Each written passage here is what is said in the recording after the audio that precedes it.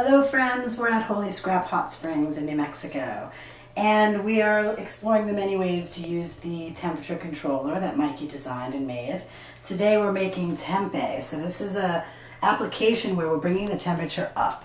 So this is soybean that we inoculated with a starter, and we took this cooler and we modified it with just a little shelf. And here's our temperature controller, and this is going to keep it just above 80 degrees, which is the proper temperature for this culture to give us tempeh.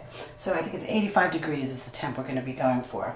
Anyway, here it is. The temp controller is plugged into a simple lamp, and that lamp is our heat source. And once the tempeh goes in, we'll close the lid, and that's it. It'll keep us at 85.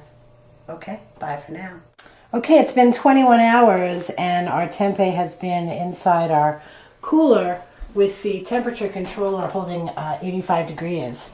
And as you can see, the tempeh now is filled in with a white growth and a little bit, just starting to turn black. So that's the spores. That means we are right on time. So we just pulled it out. We're going to seal these and freeze them.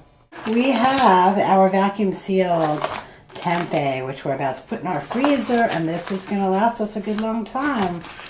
Yay!